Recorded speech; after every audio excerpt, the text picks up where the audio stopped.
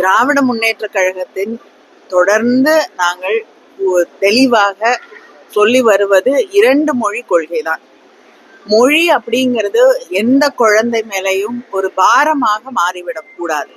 பல மொழிகளை கற்றுக்கொள்ள வேண்டும் என்று ஆர்வம் இருக்கக்கூடிய மாணவ மாணவிகள் நிச்சயமாக அதை தேடி அவர்கள் படிக்கக்கூடிய அத்தனை வாய்ப்புகளும் இன்றைய உலகத்திலே இருக்கிறது.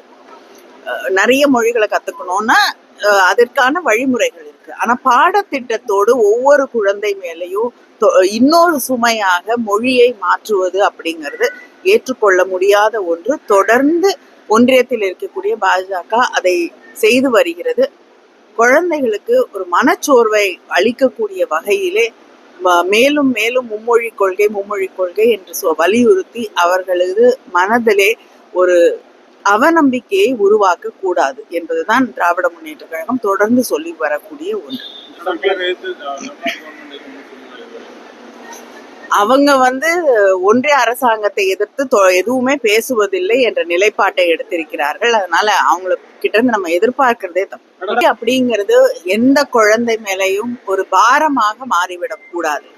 பல மொழிகளை கற்றுக்கொள்ள வேண்டும் என்று ஆர்வம் இருக்கக்கூடிய மாணவ மாணவிகள் நிச்சயமாக அதை தேடி அவர்கள் படிக்கக்கூடிய அத்தனை வாய்ப்புகளும் இன்றைய உலகத்திலே இருக்கிறது.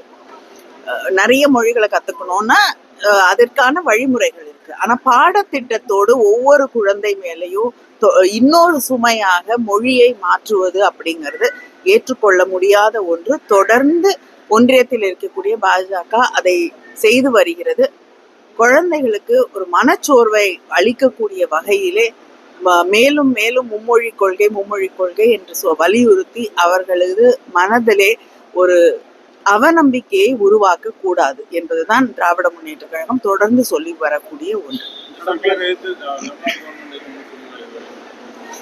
அவங்க ஒன்றிய அரசாங்கத்தை எதிர்த்து எதுவுமே பேசுவதில்லை என்ற நிலைப்பாட்டை எடுத்திருக்கிறார்கள். அதனால அவங்க கிட்ட இருந்து நம்ம எதிர்பார்க்கிறதே தப்பு.